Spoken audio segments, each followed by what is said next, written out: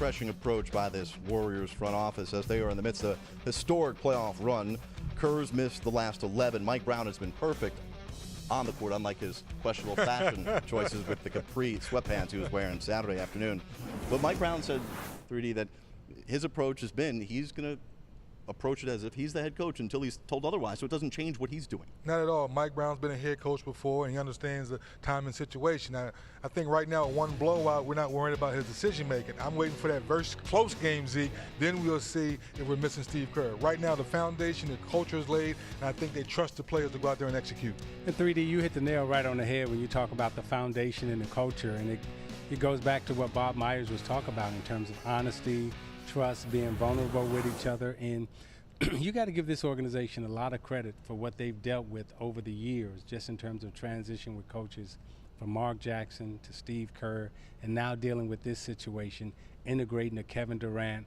I mean, these are, difficult personalities to blend together, and they've found a way to do it and have asked everyone to leave their ego at the door. But it starts from the top with Myers. I mean, what he's done is outstanding here in terms of putting together a team and blending personalities and people. And it's very authentic, right? You never question whether it's genuine or motives behind it, but they're buying in. It's paying off on the court. Obviously, we talked last segment about the correctable errors by the Cavs, and you saw how Golden State took advantage of that under Mike Brown's leadership in Game 1. In Game 2, everybody was buying in on point at the media availability session Saturday with one clear message on what they expect from Cleveland Sunday in Game 2, which is physicality. You expect them to play physical, have a lot of energy, feed off LeBron and Kyrie. I'm assuming they're going to try to get some other guys involved, and especially trying to, get their three-ball game going. So we have to be ready for that and to stop that for sure. They're going to be way more physical. They're going to, be way more aggressive in the pick and roll on the offensive end and defensively.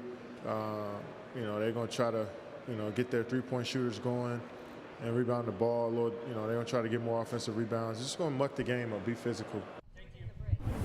I think we heard the term physical play a million times, but like you did with pace of play earlier in the show, what does it mean to be physical? We're not talking about guys trying to fight each other, are we? No, we're not. And when you hear players and coaches talk about being physical, they're talking about defense in terms of being close enough to touch. And Golden State only had 4 turnovers in a NBA Finals games. That's a record. So both teams know that the defensive pressure is going to be more and it's going to be better. It has to be better from Cleveland's standpoint, and Golden State is expecting them to be a little bit more physical just in terms of their presence and their body movement. And to that, Jared, they're not asking to come out and fight. They're asking to say, if Steph Curry is coming down the floor, you got to take away some of that airspace. And we know that Golden State missed a lot of layups. But why are they getting so many layups? Because the defense was not disciplined going down the stretch. And we know they're going to get a lot of threes. But when a guy's driving to the basket, someone has to step up and deter him a little bit. If you're watching these highlights right now, it's a lot of wide open shots. You got to take away that airspace. Not fight, but get up in a guy like this and take away his space. Stay out of my personal space, please. Kevin Durant was so good. He was the first player since Michael Jordan in the finals to have a game with 30 points, 5 assists, and no turnovers. Durant was just sensational. He really was, and he reminded us of, the MVP that he was, before he got injured. And, when we look at he and LeBron James going at each other, this is what we thought we were going to see several years ago before Durant got hurt. I mean, arguably these have been the number 1 and 2 players in our league for a long time now, and they finally get a chance to meet again in the finals.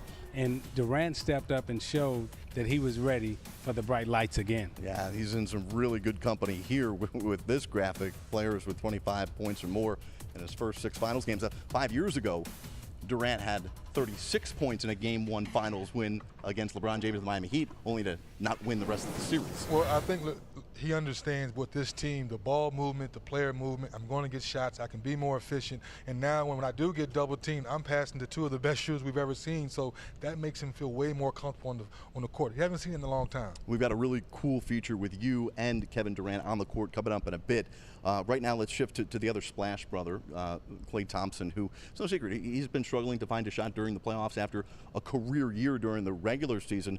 But Isaiah, with how poor he's been shooting, can they sustain this type of play? Can the Warriors win because of the defense they're getting out of Klay Thompson? Hey, defense wins championships. And what Klay Thompson has done and what he's doing on the defensive side of the ball, you know, whether he's guarding Kyrie Irving or Kevin Love or LeBron James, I mean, he's literally shutting people down. And, you know, we talked about, you know, physicality and physical defense.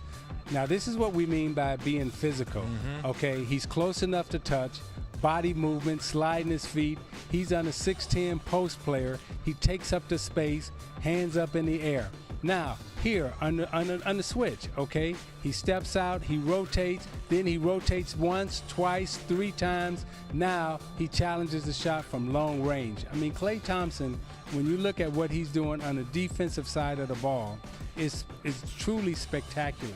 They running down, they chasing people in transition, knocking it away. And, you know, without Klay Thompson's offense, which will eventually click in, what he's been able to give them on the defensive side of the ball has absolutely been superb. All right, so defense wins championships. We understand that from you. But at some point, yeah, the 66 combined points from Durant and Curry were great, but you got to think they need more from someone. No, they will get more out of Klay. Klay's been shooting the basketball his whole life. It's going to come. You talked about being 1 of 7 uncontested shots. I know Cleveland does not want to give him 7 more shots like that wide open. You know they're going to come. He missed a couple layups. But, Isaiah, I think it's great for our young ball players out there in the world who think they're shooters. It lets you know that you can bring something else to the game when your main thing's not clicking. Playing good D, rebounding, making extra passes. And because you're a great shooter, you're still a weapon on the floor because now they say we have to pre-rotate or we cannot leave Klay Thompson because he's on the floor. I'm not worried about his shot. It's a guy that scored 60 3/4. I think he's going to be fine.